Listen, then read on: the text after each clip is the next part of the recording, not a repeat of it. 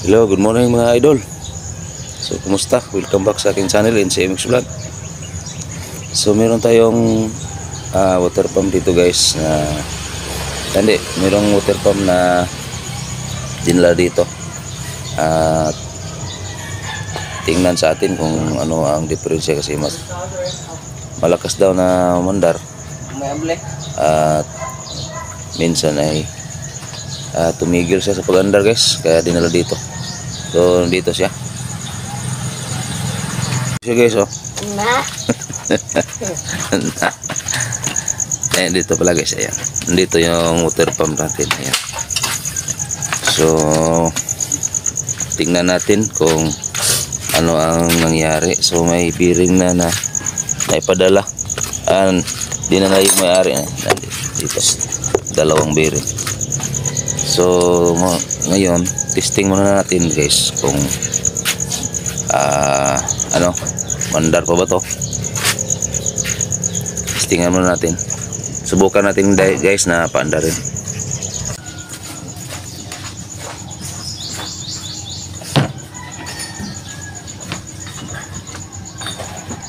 Subukan natin kung mandar siya, at kung mandar man, pakinggan natin yung andar niya kung gaano kalakas. On ko na guys.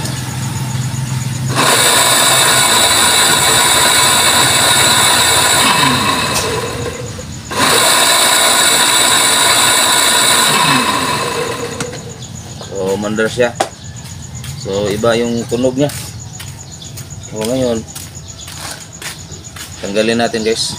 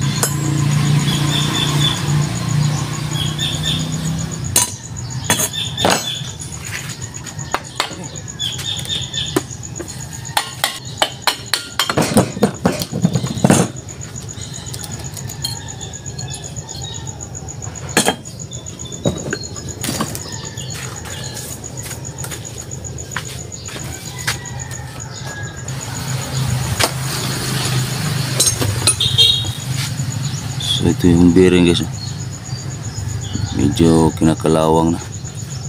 So meron pang isa dito sa loob. Ito yung inner bearing. So hugutin natin to.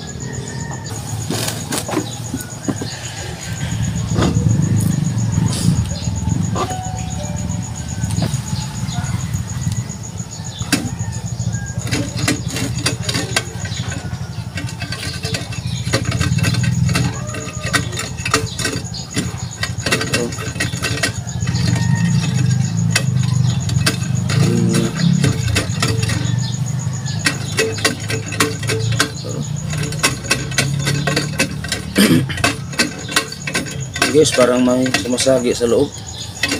You know?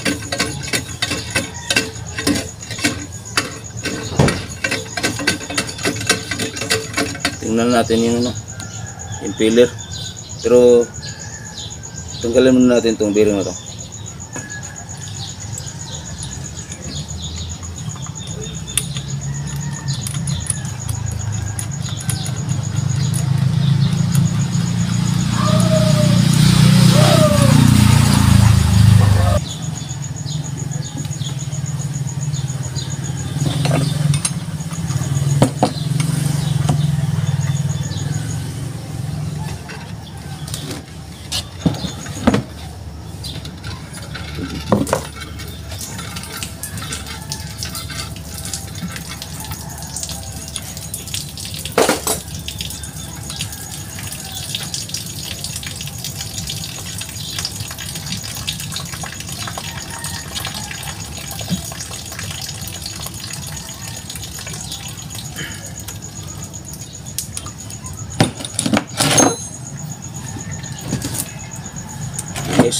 tanggal na yung isang bearing. So sunod, tanggalin natin yung 4 na bolt dito para matanggal natin yung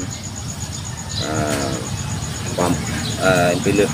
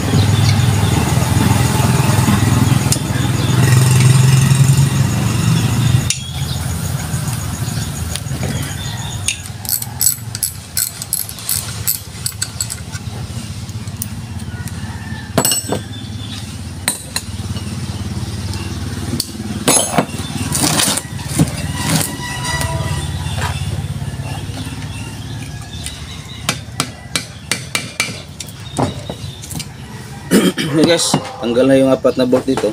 Tapos dito tanggalin din natin to.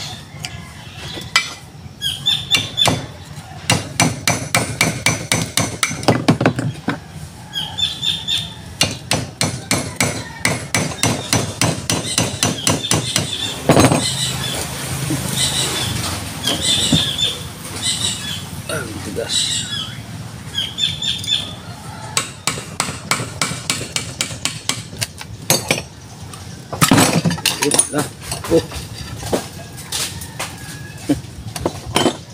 So ayan guys, yung itsura sa loob, tingnan natin. So bali ito po yung itsura guys. Tanggal natin, yan. Okay. So bali na ano po yung nahiwalay po yung impeller guys, ayan. So ganyan po yan. Ayan, tingnan niyo. Kaya siguro hindi na to hihigop ng tubig. Ay, hindi, siguro for sure hindi na to higop ng tubig guys kasi natanggal na siya. Yan. Kahit anong andar nito, wala ng tubig na mahihigop kasi wala na siya. Ito yung maghihigop ng tubig guys. Ito yung impeller. So balikan niya siya tapos naghiwalay. Tanggal yung mga dikit niya sa loob. Ayan o. So wala na to. Kailangan nating palitan to guys. Hindi na to gagana. Ayan, mayroon ng mga gas-gas. Matagal na siguro to guys. Ayan o. May mga sira na dito. Ayan o. Butas na. Ayan. Tingnan niyo. Butas na siya. So sa may laging sagi dito yung friction. Kaya ayan o. Ayan. Hiwa yung banda rito. So yan, tanggalin natin to tapos hanap tayo ng ganito na magkasya siya dito. So ayan guys, sira yung impeller. Ayan, ganyan siya. Mahirap to i-repair kasi hindi natin dikit yung sa loob. Yun, tanggalin natin yung nut niya para matanggal, ma-pull out to, tapos ma-pull out rin yung bearing sa loob. Nandito yung bearing sa kabila guys. Yan, ito yung inner bearing niya.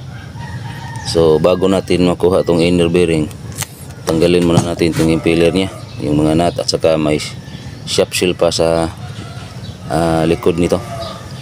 Nandito yung shaft seal sa kasunod nitong impeller guys. So bago natin mahila itong bearing na ito sa inner bearing, kailangan muna natin tanggalin tong nut nya, impeller nya, at saka yung mechanical seal nya. So bago natin ma-pull out itong kanyang rotor. So yan, tanggalin natin.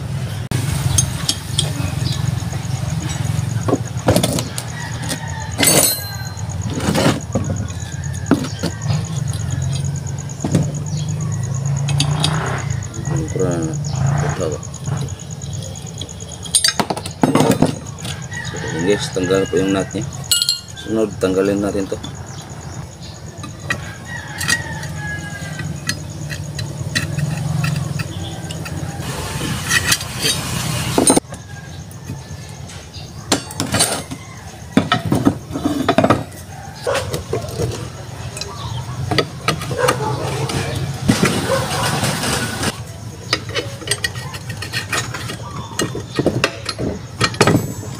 Yun, tanggal na guys.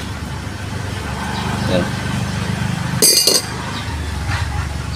Tanggalin natin itong kanyang lock. Kunya kung tawagin naman dito guys. So may lock siya dito. So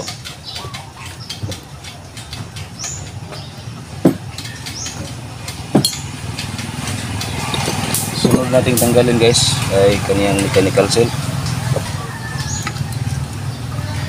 Ito yung last na tatanggalin para mahugot na to guys.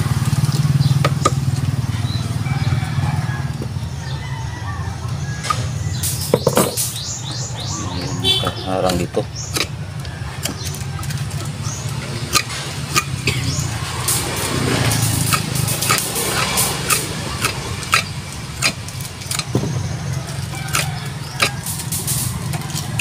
May ano pala guys, may shear clip.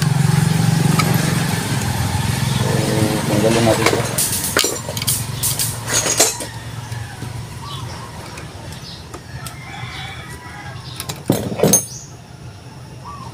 Yan. Meron pa rin shear clip guys. Ayan, ito yung shear clip. Yan.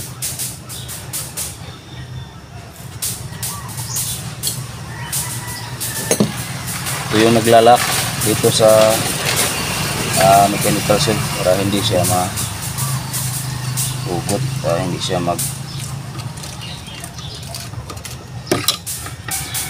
hindi siya madaling matanggal.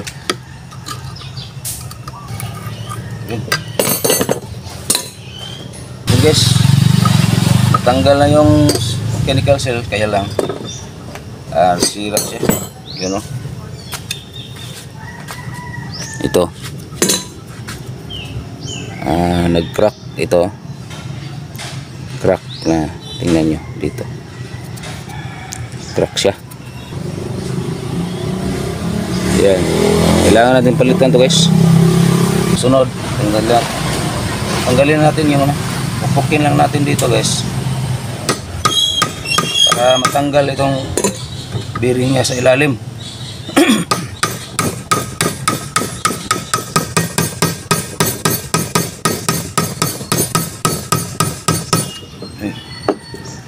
Ayaw.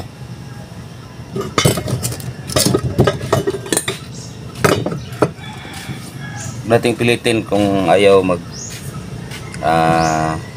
dumaan yung para hindi magkasya ka dahil sa kalawang. Balik lang natin.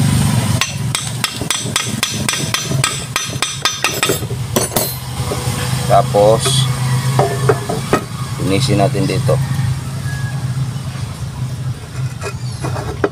Dahil kumakapal yung kalawang dito kaya hindi magkasya dito sa butas. Yan o. Iwan ko kung dito mag-leak dahil sa kalawang.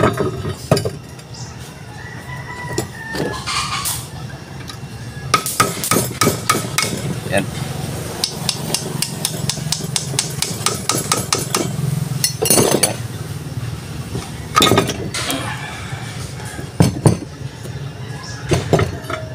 Ayun, tanggal na. Sunod ito yung bearing guys. Ito yung kanyang inner bearing. Yan, dito. Ito. So ito yung tanggalin natin. Dito kasi yung dumaan guys, kaya lahat ng nakalagay dito kailangan mong tanggalin para makadaan yung bearing, itong bearing na to. Kaya kapag nagpalit tayo ng bearing, kailangan talagang baklasin natin lahat. Maliban lang dito sa outer, kapag nabaklas na yung cover ng motor, makikita na agad yung outer bearing, kaya madali lang itong hugutin. Di tulad sa inner bearing, kailangan tanggalin lahat. Dito kasi yung ano guys, una dito nut, tapos impeller, tapos may lock sa impeller dito nakapisto. Yan, may kunting hiwa yan, nakapisto yung lock sa impeller para hindi siya makaikot ng libre.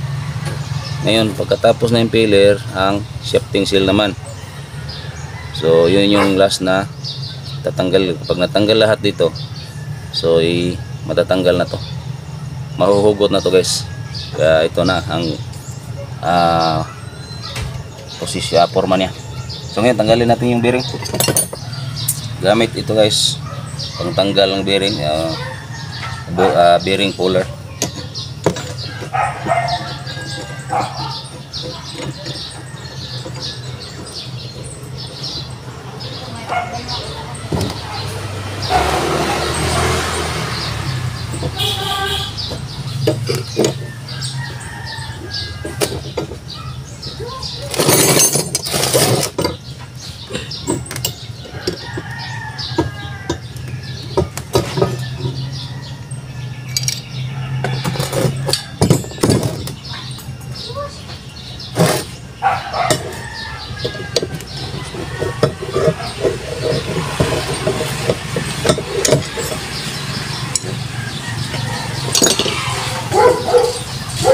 Guys,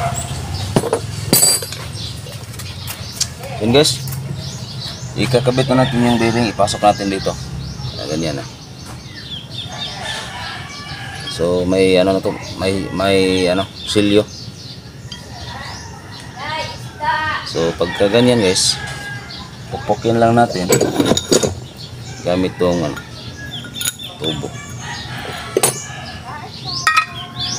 Yan.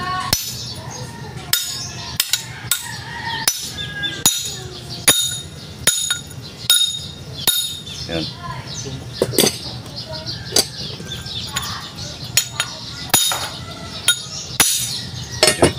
Sumampak na.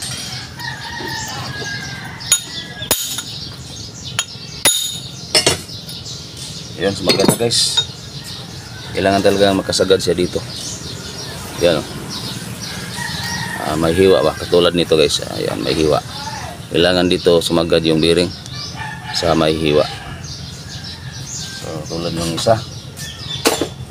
Yan. Pasok natin.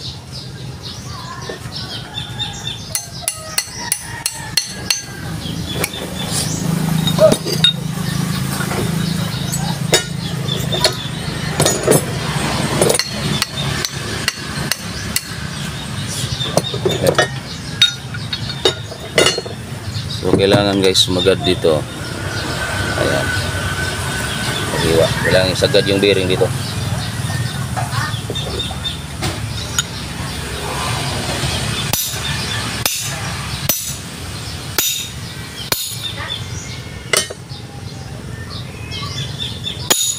Ayan. Sumagad na siya.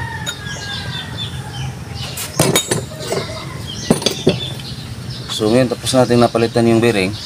Yan, kaplastar na yung bearing guys. So sunod natin ipasok dito.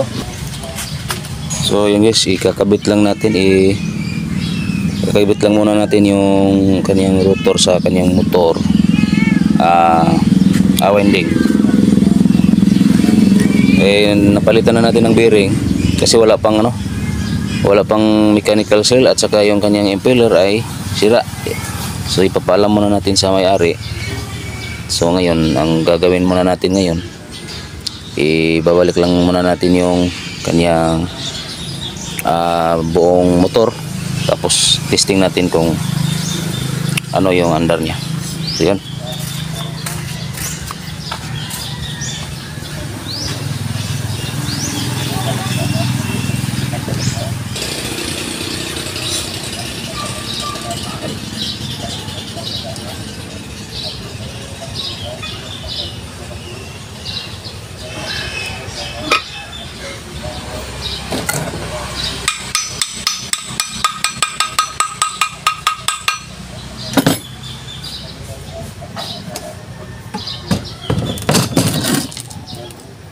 guys, ito na siya.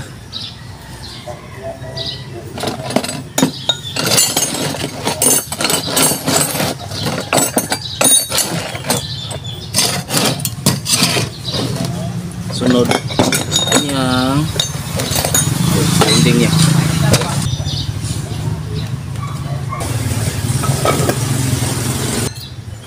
Tapos yung kanyang cover guys.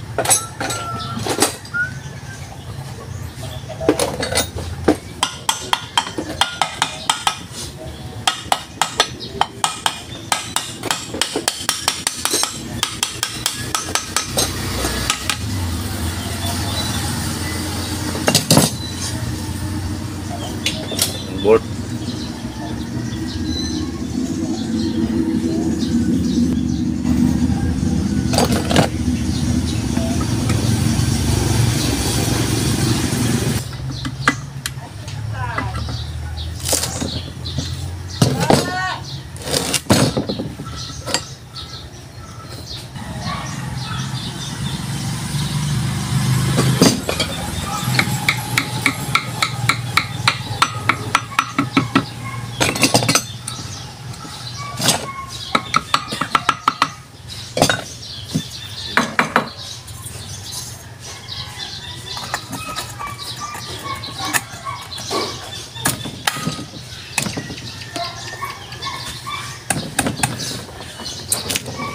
Yun.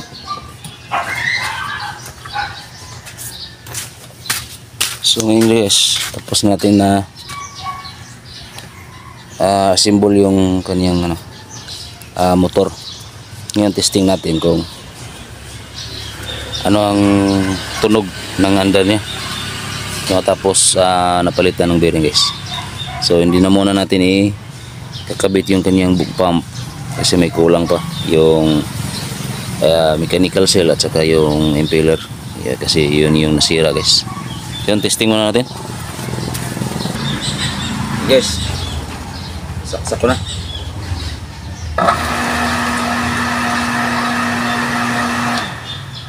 Yun.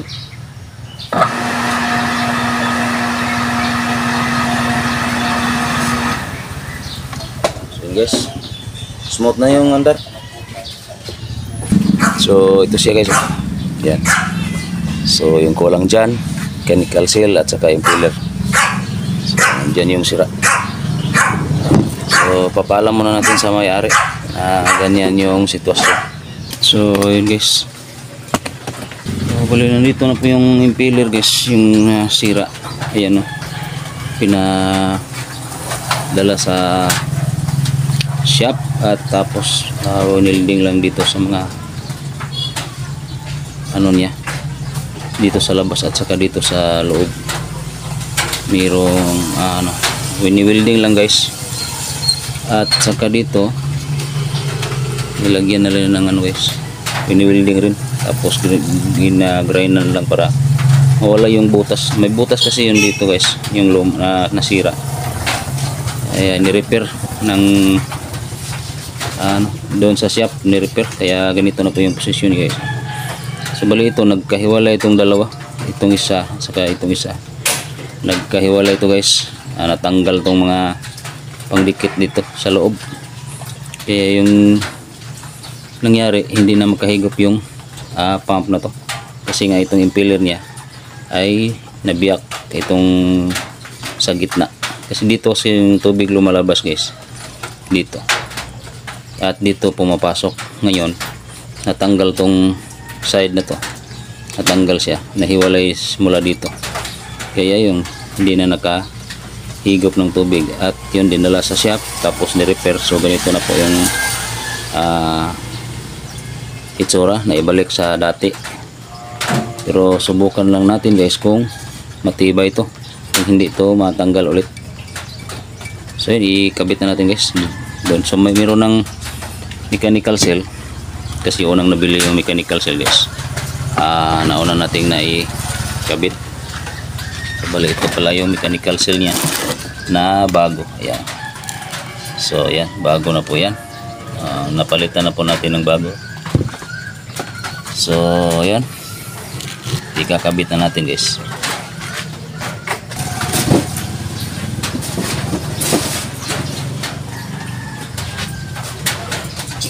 pasok natin dito guys. So nandito na po yung lock niya. Yan, yung maliit na napakita ko sa inyo. So, ipasok lang natin ganyan.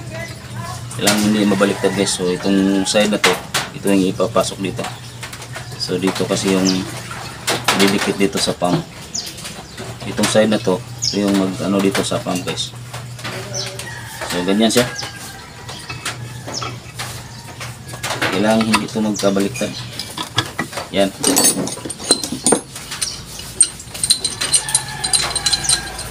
Okay lang ng dahan-dahan guys.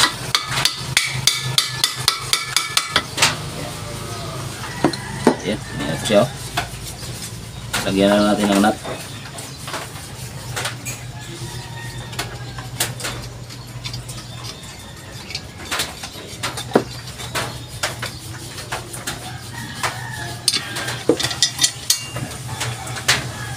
Okay. Yan. So medyo hindi na siya align ng gusto guys. Subukan lang natin pandarin. So yun guys, subukan natin pandarin. Yan. So umikot na siya.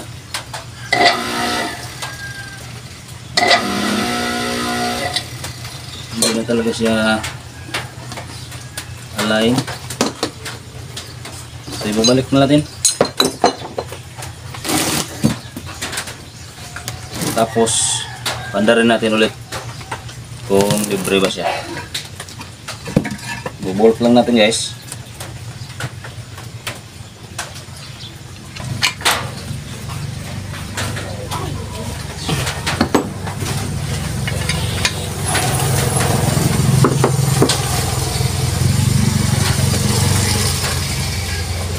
Gamit natin yung propeller niya guys.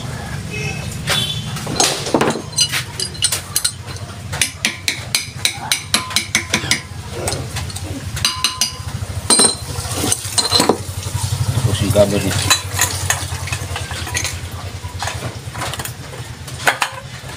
Yan. So, andarin natin ulit.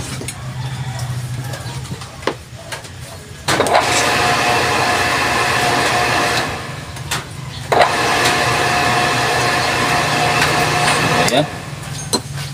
Okay na. So, pwede na itong kunin guys. So, yung may-ari kunin niya to, puntahan niya to dito.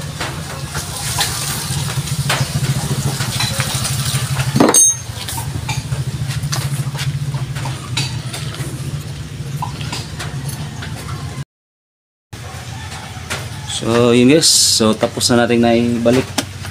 So yun na yung impeller niya. So ngayon subukan natin. Hindi natin makita na masubukan to guys na ihigop siya ng tubig ulit. So ngayon kung ibabalik to ng mayari dito, so ibig sabihin hindi siya humigop. Ngayon kung hindi to ibabalik, so ibig sabihin humigop siya guys. So ngayon hanggang dito lang muna siguro tong video natin, dahil tapos na natin na balik yung kanyang impeller. So yun lang po yung sira ng pump na to, yung kanyang impeller. Hindi pala, yung bearing din.